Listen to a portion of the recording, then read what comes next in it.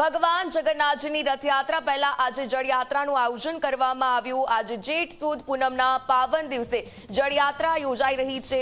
નિજ મંદિરથી શરૂ થયેલી આ જળયાત્રા સાબરમતી ભૂદરના આરે પહોંચશે। 600 ધ્વજ પતાકા મંત્રોચ્ચાર સાથે ગંગા પૂજન પણ કરવામાં આવશે।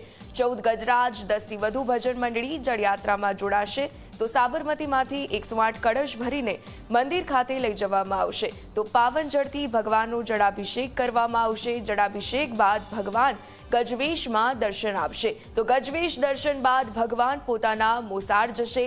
આગામી 15 દિવસ સુધી ભગવાન મોસાળમાં જ રહેવાના છે।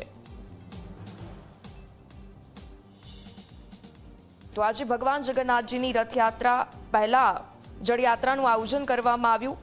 આ પૂર્વે જે રીતે 108 કળશમાં સાબરમતીનું જળ લાવી અને અભિષેક કરવામાં આવશે। અમદાવાદમાં જે રીતે આજે આ જળયાત્રાનું આયોજન કરવામાં આવ્યું છે તો 16 જુલાઈ એટલે કે આજે અમદાવાદ શહેરમાં ભગવાન જગન્નાથજીની 149મી રથયાત્રા નીકળશે। એ પહેલા આજે જળયાત્રાનું આયોજન કરવામાં આવ્યું। તેને લઈને ભાવિક ભક્તોમાં પણ ખૂબ જ ઉત્સાહ જોવા મળી રહ્યો છે।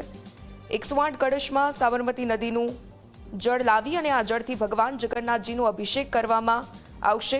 આ જળયાત્રા જમાલપુર જગન્નાથ મંદિરથી નીકળીને સાબરમતી નદીના સોમનાથના ભૂદરના આરા સુધી પરંપરાગત રીતે યોજાશે।